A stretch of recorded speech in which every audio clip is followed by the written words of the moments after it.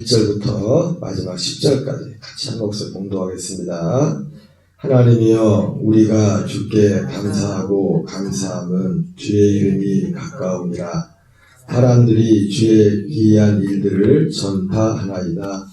주의 말씀이 내가 정한 기약이 이르면 바르게 심판하리니, 땅의 기둥은 내가 세웠거니와 땅과 그 모든 주민이 소멸되리라 하시도다. 내가 오만한 자에게 오만하게 행하지 말라 하며 불을 들지 말라 하였노니, 너희의 불을 높이 들지 말며 교만한 목으로 말하지 말지어다. 물은 높이는 일이 동쪽에서나 서쪽에서 말미암지 아니하며 남쪽에서도 말미암지 아니하고, 오직 재판장이신 하나님이 이를 낮추시고 저를 높이시느니라. 여호와의 손에 잔이 있어 술거품이 일어나는도다. 속에 섞은 것이 가득한 그 잔을 하나님이 쏟아내시나니, 실로 그 찌꺼기까지도 땅의 모든 악인이 기울여 마시기로다. 나는 야곱의 하나님을 영원히 선포하며 찬양하며 또 악인들의 뿔을 다 베고 의인의 뿔은 높이 들리로다. 아멘. 할렐루야. 오늘은 시편 75편 1절부터 10절까지 본문의 말씀을 중심으로 알다스엣이라는 제목으로 하나님 말씀 전하도록 하겠습니다. 이 알다스엣이라는 말은 오늘 우리가 읽은 시편 75편에 우리가 가지고 있는 성경에 보면은 이 표제어로 되어 있습니다. 시편 75편의 표제어 알다스엣. 이 알다스엣의 뜻은 뭐냐면 폐허로 만들지 마소서, 멸하지 마소서, 이런 의미가 있습니다. 그래서 이 시편 75편의 이 배경에 대해서 학자들은 그래서 역사적인 배경을 그 열왕기 하 18장과 19장에 나오는 아스로 왕 사네립이 그 유다 왕 히스기야가 유다를 다스리고 있을 때에 그 유다를 침공했을 때 그때를 배경으로 드렸던 기도라고들 많이 하고 있습니다. 그래서 오늘 유인의 일치인지는 모르겠지만 오늘 현충일이잖아요, 그죠? 이 의미하고도 일부러 우리가 순서대로 성경을 읽어가지만은 오늘 현충일과도 또 좀 같은 의미가 있는 말씀인 것 같습니다. 먼저 우리가 열왕기하 18장 19장을 보면 그 아수르가 사네립이 최소한 그 마지막에 이제 히스기야가 기도해가지고 아수르의 군대 18만 5천 명을 하룻밤에 하나님이 성장을 만들어버리지 않습니까? 사실 18만 5천이라는 건 지금도 18만 5천이 대검이지만 우리나라 지금 여러 가지 문제가 많았지만은 군대도 참 문제가 심각하답니다. 군대가 일단은 군대가 사람도 없고 그 군대 체계 자체가 들어가 보면 우리가 생각하는 이상으로 문제가 너무 심각. 그러니까 요즘 군대 갔다 그만두려는 사람도, 직업군들도 그만두려는 사람들도 많고 뭐 어쨌든 생각을 안 하게 낫지. 알면은 골치 아프고 힘든 게 너무 많아요, 우리나라 지금 상황. 너무너무. 오늘 우리나라 군대가 지금 옛날에 50만이라고 했는데 우리나라 그래도 인구가 지금 5천만 중에도 그랬잖아요, 그죠?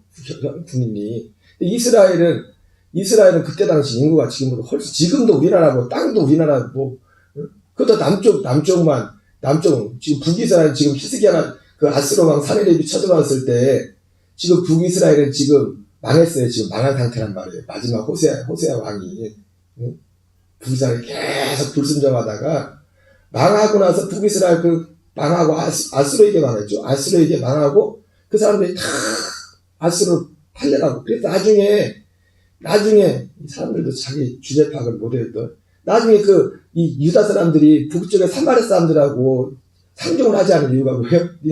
그 아수르가 끌고 가지고 아주 아수르하고 유다는 나중에 바벨론의 포로가 되지만 아수르하고 바벨론하고 이 페르시아 이런 데가 이 비정복민에 대한 정책이 다 정반대였어요. 달랐어요. 예, 하나님이 역사하시는 부분도 있지만 하나님 나중에 고레스 왕을 이렇게 나중에 한참 후의 일이지만은 포로에서 돌아가게 하고 이 성전 건축 이걸 했던 것도 그때 당시 어떤 사회적인 정치적인 배경과 맞물려 있었어요, 사실은. 그 국가만의 어떤 통치 철학과 맞물려 이제 그 시기적으로 맞아서 이제 그런 것도 있었는데, 북이스라엘 그 아수르 같은 경우는 그냥 아주 완전히 그냥 깡패죠, 깡패. 깡패해가지고 이제는 나중에 이제는 사마리아 사람들 대표적인 사람들 사마리아 사람들 이제 피가 섞여 해가지고 상종을 하잖아요. 그런 일들이 벌어지기도 했었는데 그리고 나중에 이제 성전 바벨론 포로에서 성전 건축 돌아와서 성전 건축하려고 할 때 사마리아 사람들이 우리도 껴줘 그랬더니 안 껴주잖아요. 안 껴주고 그런 모든 것들이 복잡한 역사적인 것들과 이제 맞물려 있습니다. 근데 어쨌든 18만 5천이라는 군대는 18만 5천 죽은 게 성장이 된 게 18만 5천이니까 하나님이 다 죽이고 사내들 혼자만 남겨놓은 건지 아니면 몇몇 부하를 남겨놓겠지 왜 보라고 증인은 남겨놔줄 거 아니에요. 다 죽어버리면 말할 사람이 없잖아요. 가서 야 우리 갔다가 완전히 하나님 살아계시더라. 악인도 하나님이 남겨놓습니다. 악인도 증인으로 망한 사람도 망한 거 하나님 남겨둔다고 왜 증인으로 삼으려고.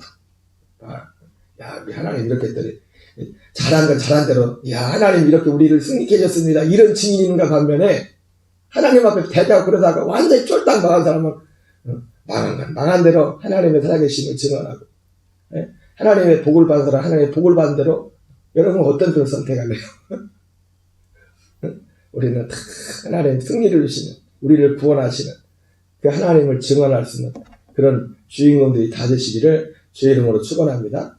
어쨌든 18만 5천이 우리나라 지금 현역 군인이 옛날에 50만 했지 지금 새로 된 대통령 10만인가 얼마로 줄인다고 만나보리 그런 얘기도 있었고 군대를 줄인다는 그런 우리나라 모병제가 아니라 지금 징병제니까 그런 걸 가만히 해서 그런 얘기도 있었지만 지금 우리나라 군대 숫자만 가지고 물론 현대화가 됐지만 숫자만 가지고 비교했을 때 18만 5천이라는 군대는 어마어마한 숫자입니다.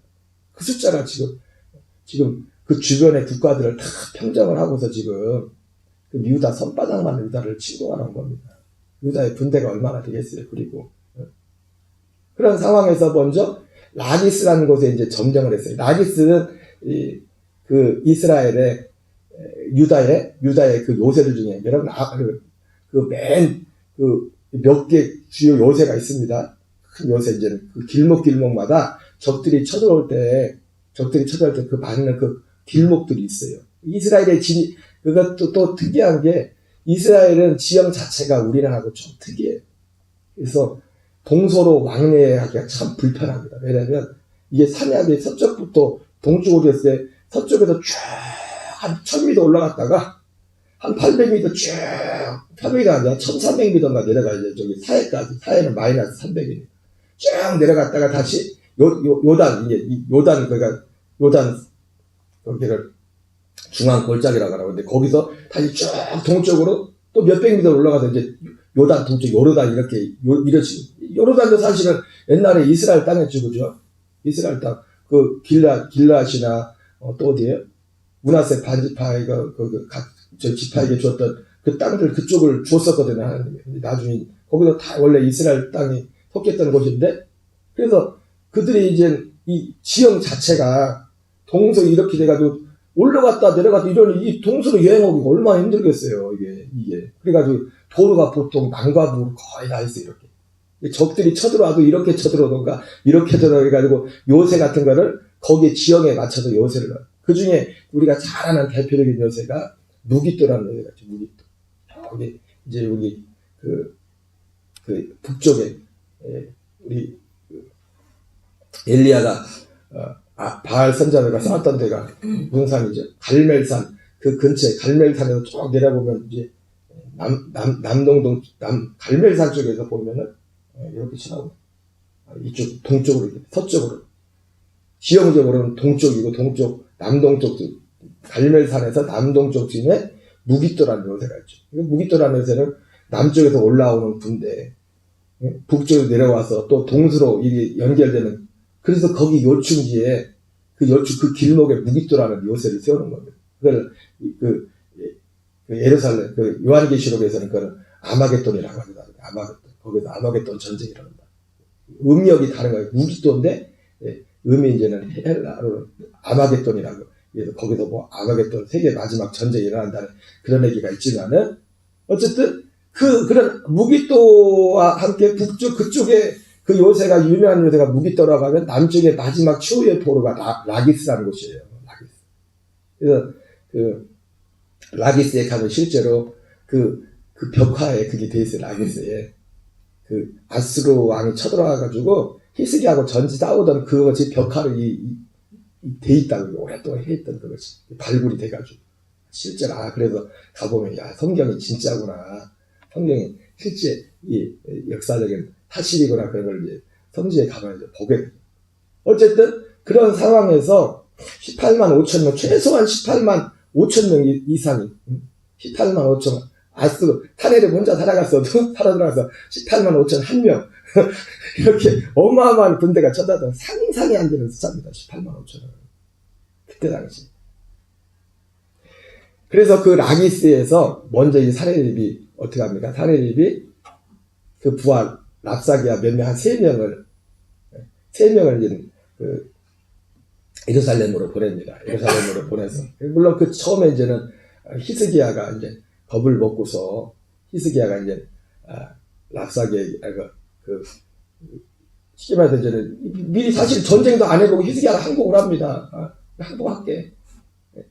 그리고 그들에게 이제는 은과 금은 나 얼마 은하고 금 이만큼인데 그러면 사내립이 그렇게 얘기하니까 없어가지고 막 성전에는 금까지 다 긁어가지고 기둥에는 그 금까지 다 긁어가지고 그래서 사내립한테 보냅니다. 그래도 말만 그랬지 그게 성이 안 찼는지 사내립이 예루살렘을 점령하려는 라기스에서 예루살렘까지는 불과 얼마 안 돼요. 원래 이스라엘이라는 땅 자체가 손바닥만 하잖아요. 여기서 벌교까지도 안 돼. 거리가 예루살렘까지가. 길어봤자 멀어봤자 라기스에서 예루살렘까지 거리가. 여기가 라기스라고 하면은 저쪽 북동쪽쯤에 예루살렘이 있으니까 가야 되는데 랍사게를 먼저 보내는데 조롱을 합니다. 이제 존말을 할 때 나와서 항복하고 해봤자 그러면서 결정적으로 이 랍사게가 뭘 잘못하면 이게 죽을 사람들은 이게 하나님을 걸고 넘어지. 하나님을 걸고 넘어지. 하나님만 걸고 넘어지지 말았어야 되는데 그래서 제일 큰 실수가 뭐냐면 하나님을 걸고 넘어져.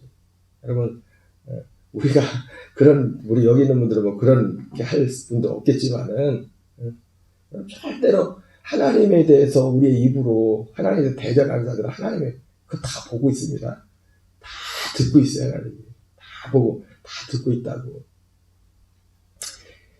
그래서 이제 이 자초지정이 그렇게 됐는데 한 번은 이제 그래서 랍사기를 보내는데 히스기야가 가서 하나님 앞에 가서 이제는 이 백성들한테 또 랍사기 보냈던 사람들한테 부하들한테는 절대로 말하지 마. 듣기만 해. 왜?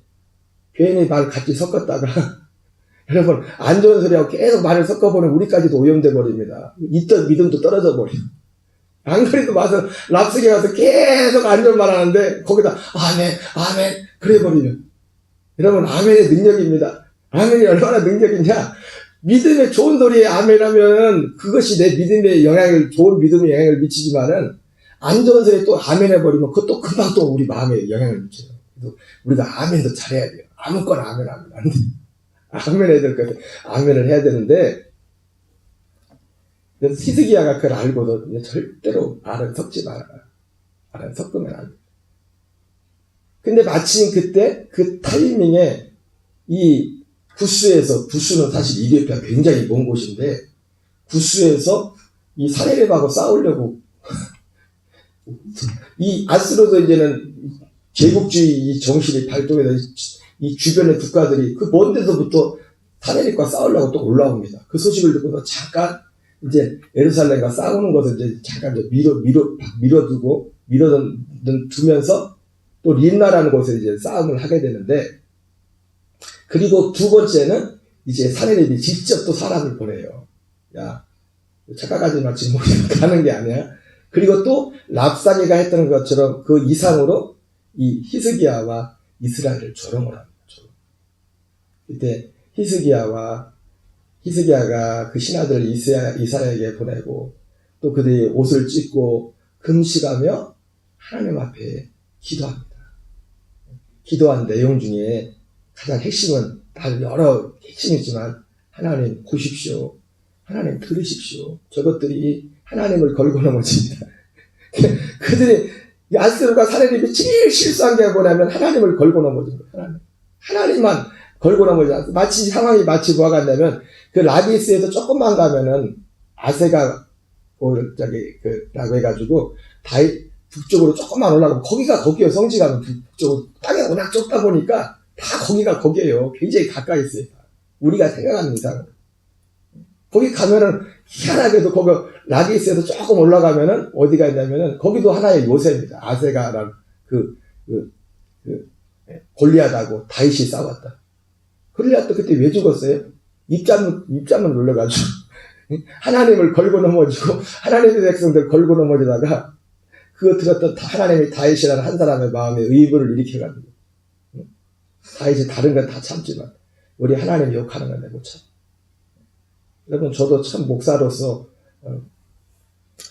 아직도 부족하고 허물도 많지만은 가장 마음이 상할 때가 언제냐면 교인들이 안 믿는 사람은 둘째. 교인들이 하나님을 업신여기는 것 같을 때 하나님을 인정하자. 하나님을 경외하자. 하나님을 공경할 줄. 그 마음이 너무 상해요. 여러분 정상적인 성도라면 그런 마음이 있어야 됩니다. 그 사람을 미워하는 게 아니라 얼마나 하나님이 그 마음이 나도 그렇게 속이 상한데 하나님은 얼마나 속이 상할까. 다윗이 하나님의 마음에 판단하는 것이 그런 거 하나하나가 인간적인 허물과 약점이 있었지만은 다윗이 하나님의 마음에 그런 것이 합했어. 하나님의 기쁨이 자기의 기쁨이에요. 하나님의 속상함이 자기의 속상함이에요. 그러니까 히스기야에게도 그런 거죠. 특별히 이 시편 75편의 배경이 되는 그 상황들을 보면은 그 상황들이 그 직전에 히스기야가 종교개혁을 하거든요.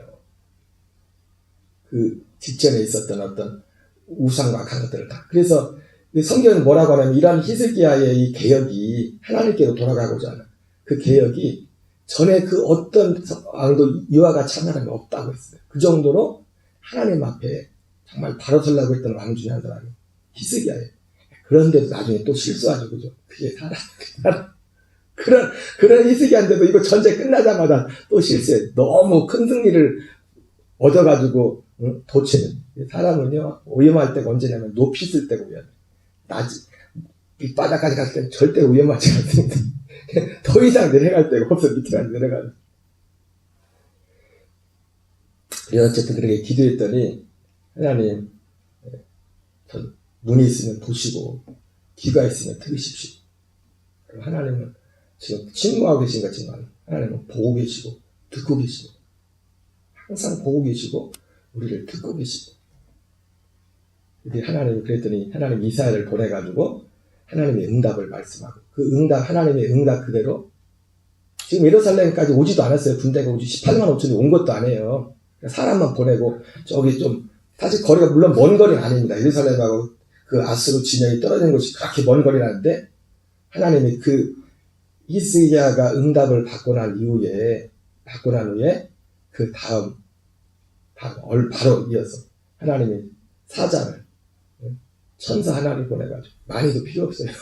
천사를 보내니까, 18만 5천이 하룻밤 사이에 성장이 돼요. 그리고 사내립은 완전 대패를 해가지고 돌아가서, 가서 또 자기 아들들한테 살해를 당하고, 그렇게 이제는 종결이 되는 것을 보게 됩니다. 예, 오늘 시편 75편은 엘다스, 폐허를 만들지 마소서, 멸하지 마소서. 이렇게 오늘 히스기야의 기도에 하나님이 응답을 했습니다. 공교롭게도 제가 아침 서두에 말씀드렸지만 오늘은 현충일이네요. 그죠? 우리가 역사를 더듬어 보면 우리나라도 현충일이 국가를 위해서 우리나라를 위해서 목숨을 버린 그분들을 기리는 거지 않습니까? 대한민국도 얼마나 역사적으로 많은 침공을 받아. 물론 6.25 이후에 옛날 그런 같은 나라가 기울만 그런 침공을 받지는 않았어요. 그 중에 가장 큰 것이 하나님이 미국이라는 나라와 우리나라 대한민국이 세워질 때 이승만 대통령 한미 방어 사고의 정상 말도 안 되는 조약을 맺게 해가지고 이 미국이라는 물론 하나님이 하는 겁니다. 하나님이 여러분 하나님의 손길이라는 것이 우리가 어떤 생각지 못한 초자연적인 역사를 통해 하지만 역사의 흐름 가운데 하나님이 역사하시는 거예요. 아까도 말씀드렸지만은 페르시아의 고레스가 그 유다 왕들 사람들 보낼 때 그것은 그 정책이 단지 이스라엘에게만 해당된 게 아니라 페르시아가 지배하고 있던 그 정치 철학이 그런 겁니다. 그 페르시아와 바벨론이 다른 게 바벨론은 완전히 억압적인 거고 페르시아는 피지배민들의 어떤 것들을 투영하는 그런 방법을 통해서 그것을 제국을 운영하는 그런 방식이었다고요.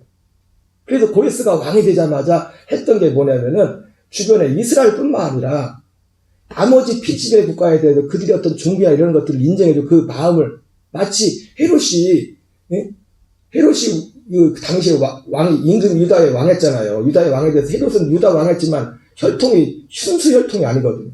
그래서 항상 마음속에 찔림이 있어가지고 헤롯은 항상 성지순례로 가보면 그래서 성지 중에 많은 곳이 헤롯이 지어놓은 그 궁전이나 이런 것이 많아요. 왜? 도망가려고. 여차하면 가서 도망가려고 항상 불안한 겁니다. 그래서 나중에 헤롯이요 자기 아들도 몇 명 죽였어요. 자기 엄마까지 죽였다니까 헤롯이. 이럴 때 헤롯 1세가 엄마가 내 왕자를 뺏을까봐. 그래서 나중에 우리가 성경에 나오는 3명의 헤롯이 있지 않습니까? 예수님을 죽이려고 또 헤롯 아켈라거나 헤롯 안티파스나 헤롯 빌립이나 그 3명의 왕들은 누구 말로 하면 잘난 놈들은 똑똑한 아들들은 다 죽이고 못난 놈들만 남아가지고 왕이 됐다고. 그런 것도 있어요. 그런 것도. 왜 무슨 말이냐? 하나님이 일을 한다는 것이 이런 역사의 흐름을 통해서 그게 이스라엘에게만 하나님의 손길이 우리는 하나님의 일입니다. 하나님의 일인데 고레스라는 왕이 페르시아라는 그 왕의 자체가 제국을 다스리는데 느부갓네살이 세웠던 그 바벨론 제국은 완전 강압이거든요. 그래서 오래 못 갔어요. 사실 60년밖에 못 갔어요. 그 제국이. 페르시아는 굉장히 오래 가잖아요. 그 이유 중에 하나가 그런 어떻게 보면 유화 정책이지. 유화 정책. 그 유화 정책의 일환으로서 그 피지배민들의 종교를 인정해주고 그런 것들을 인정을 해준 겁니다. 그래서 그들이 이제 그 가는 것도 아직 헤롯이 성전을 더 증축한 이유도 뭡니까? 제가 유대 순수 혈통이 아니니까 이스라엘 그 백성들이 성전을 소중히 여기니까 성전을 40년 더 그래서 줘버린 거예요. 그런 마음. 어쨌든 하나님이 70몇 년 이상 미국이라는 그 하나님의 보호막을 주셔가지고 우리나라가 경제가 성장할 수 있었던 이유도 뭡니까? 그 미국이라는 보호막이 있었기 때문에 그래요. 근데 우리나라가 어쨌든 1950년 전쟁이 일어나가지고 그 첫 번째 엘다스 진짜 엘다스 낙동강까지 저는 뭐 말만 들어봤지 내가 거기 가봤습니까? 있긴 했습니까? 한 달만 아주 짧은 기간에 낙동강까지 다 밀려도 이제는 대한민국이 풍전등화 가운데 있을 때 부산에 뭐 초량교회인가에서 목사님들과 장로님들 500명이 금식하면서 하나님 앞에 엘다스 하나님 우리를 멸하지 마십시오. 우리를 패하지 마십시오. 하나님 앞에 기도할 때 하나님이 기적적으로 여러분 6.25 전쟁에 유엔군이 왔잖아요. 근데 유엔군의 사실 주력은 미군 부대였잖아요. 그죠? 거의 대부분이 나머지 유엔 16개국 사람들은 어떤 그 옆에서 보조적이 하는 그런 일 전투병력만 보낸 게 아니라 유엔군을 파견할 때 주로 전투병력은 거의 미군이었어요. 사실은 미군 혼자 싸운 거랑 마찬가지거든요. 근데 미국이 단독으로 싸운 거라고 유엔군이라는 이름으로 싸운 거 전혀 다른 거예요. 그 상징성. 그래서 이제 유엔에서 이제 어쨌든 그 결의를 해가지고 기적적으로 그것도 우리가 어릴 때 많이 들은 거 있지 않습니까? 마치 그 상임이사고 거부권을 만장일치로 통과해야 되는데 참자인데 거부권을 인정해야 되는데 저 듣기로는 또 이게 그 유엔에서 결정한 제일 첫 번째 사례라고 하더라고요. 우리나라 군대를 파견한 게 유엔에서. 듣도 보지도 못했던 대한민국을 향해서.